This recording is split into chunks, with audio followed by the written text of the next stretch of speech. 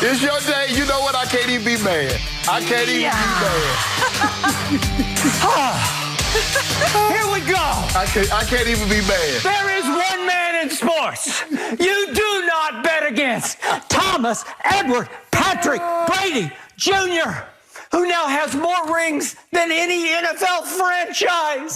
He's got 7 in 10 tries. I don't want to ever hear again on this show, Patrick Mahomes is better than Tom. No, he's not. The GOAT is the GOAT is the GOAT. Thank you. You know what, Skip? Start the show. I can't even be mad at you today after what they did last night, that demolition. I can't even be mad, Skip. I want to be upset. I'll just give you this. I like your bow tie. That's all I got. That might be the only positive compliment we hear all day. Skip, what an entrance. You deserve it. Yeah, you deserve it. He deserves it. About the Super Bowl yesterday, so let's dive in. Despite being an underdog, Tom Brady, as Skip said, he won his 7th Super Bowl in his first season with the Buccaneers. Tampa controlled most of the game and never gave up the lead after going up 7-3. Brady finished with 3 touchdowns and just over 200 passing yards in the win. Patrick Mahomes couldn't get the Chiefs offense moving and threw 2 picks without finding the end zone once. So Shannon, what is the biggest reason the Bucs won this game? Tampa Bay's defense was outstanding. Skip, I talked to Derek Brooks last night, the great linebacker from the great Derek Brooks. Brooks, he called soon. I think the clock was ticking down and my phone rings. I see D. Brooks pop up. And I was talking to him, he's like, man, that was an unbelievable. You had to see it to believe it. I said, Brooks, I'm watching the game. And I said, it's going to be hard-pressed for me to see a scenario in which a defensive team had a more dominating performance over historically great offense in the Super Bowl than what I saw tonight. I said, if you go back and you look at the '86 Giants, Skip, what they did to the K-Gun and Jim Kelly, you go back and look at Coach Belichick's team, what he did against the greatest show on turf. You look at what the Bucs did against the Raiders. Rich Gannon was the MVP that season. Skip, there's nothing like this. Mahomes had never not scored more than at least 20 points. He was averaging 30 points in the games in which he started. He couldn't get the ball in the end zone. And what came to fruition, Skip, I said, I was concerned because you lost your left tackle, you lost your right tackle, you took your right tackle, put him at left tackle, you put your right guard, put him at right tackle, and then you had to bring a guy that hadn't played all year long in at guard, and it showed its ugly head. They played basically one coverage the entire night. Skip, they played cover 2. They played cover 2. And when you can play cover 2... And rush 4. They blitzed the fewest times they have all year because they didn't need to. And when they blitzed it, they missed it. They brought the guy, McCole Hardman missed the blitz, Skip. The guy came off his side, and he never turned around. You're talking about the double corner blitz? Yes. They threw a double corner at him right away. Out of cover, a single high safety. So I'm sure they weren't expecting that, Skip. They didn't expect this. Nobody expected them to play exclusively cover 2. And the thing is about cover 2 defense, Skip, you can't throw a team out of it. You got to run them out of it. You got to force them to drop that safety down, and so you can get single high safety. They were unwilling, they got, for whatever reason, Andy just wanted to throw. And you got further and further behind Shaq Barrett and JPP, and Ndamukong Suh looked like the Ndamukong Suh his first couple of years in Detroit.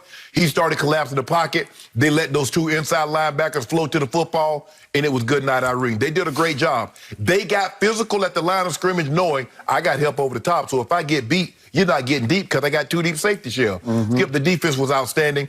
Tom Brady did what he needed to do. Skip, there was not one throw where he was like, well, wow, that was a dart. Guys were just, they ran the ball just enough, Skip. You see Leonard Fournette, Rojo, and then the play action was wide open. Even the first touchdown to Gronk, what did they do, Skip? Play action, Gronk wide open on the slide right out the backside. Give the Bucs credit, Skip. I understand people say that's a home field. They could have played anywhere they wanted to play. If Tampa plays like they played last night defensively, they beaten Kansas City in Arrowhead, they beaten them on the moon, they beaten them in Africa, they beaten them in Russia. That was a total domination. Give the Bucs credit. Give Bruce Arians, give Byron Leftwich, and Todd Bowles. If Coach Belichick got his game plan sent to the Hall of Fame in 1990 for what he did to the K-Gun and Jim Kelly, every piece of clothing that he had on last night need to be in the Hall of Fame. Because, Skip, that was as great a performance you'll see against a historically great offense in NFL history. I agree with every point you just made about Todd Bowles. Now, back to the question. I'm going to try to calm down and answer this as objectively as possible. The single biggest reason the Buccaneers won the Super Bowl, and I can't believe those words just came out of my mouth, was that, number one, Bill Belichick pushed Tom Brady out the back door in New England. That was. Oh, you're going all the way. You're going all the way back. I'm going the biggest picture. You don't doubt the GOAT like that. You don't shame him publicly with stories from inside the Patriots that the whole coaching staff was down on him and thought it was time for him to go home and call it a career. Right.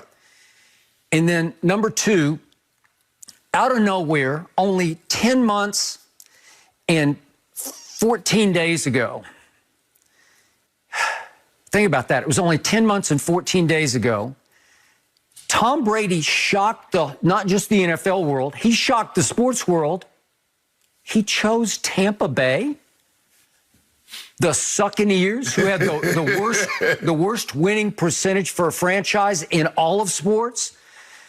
Tampa Bay, who hadn't made the playoffs in 13 years and hadn't won a playoff game in almost 20 years? Seriously? Yeah, he did that. But what did I tell you that first day? If you look hard at it, and you certainly agree with this part, they did have 2 Pro Bowl receivers. They did have Mike Evans. They did have Chris Godwin. And I told you right out of the box, they had a defense that came alive. The previous years, they fell to 7-9, but they came alive over the last 6 games because the last 6, they were ranked in the top 5. So the makings were there of a real live playoff defense that you couldn't see coming quite yet. And there were moments this year I couldn't see it coming because it was the middle of a pandemic. Tom Brady has taken his receivers to some park in Tampa and getting run out of the park because they're violating quarantine. There was no real offseason. There were 0 preseason games. And they tried to start to piece it together as Tom Brady tried to instill and install the Patriot way in Tampa Bay, as I began to call it. And they got off to an okay start. They got all the way to 6-2. And he said, no, we're not good enough. We have to go get my little man, Antonio Brown. Really? Arians is already on the record. Bruce Arians said, he's not a fit in our locker room. And Tom said, no, I'll vouch. I'll guarantee he will be a fit in our locker room. I'll make it fit. Yeah, I'll make it fit. And he did. But that first night that AB played, it was a Sunday night game, big stage, NBC game, against your arch rival New Orleans. You lost the opening day at New Orleans. It was the ugliest game of Tom Brady's career. He played the worst of his career. The defense played by far its worst game of the whole year that night because Drew Brees should have scored on his first 6 possessions against that defense that did not allow Patrick Mahomes into the end zone one time in the Super Bowl. It's impossible. And yet, they lost to the Rams. And then here came Kansas City, and they ended up losing to Kansas City. But I told you the turning point of the whole season was, if we could see it real quick, Tyreek torched them in the first quarter for 203 receiving yards. How many did he have in the first quarter last night? How about 0? I was going to say, did he have any? And here he is. He, on the 17-0 TD, he backflipped into the end zone. He would pay for that. Andy Reid said after the game he didn't like it, but he backflipped. And from that point on, Tampa won that game 24-10. Now, they lost the final score 27-24 because the defense couldn't get Brady the ball back one last time with 4 minutes and 10 seconds left.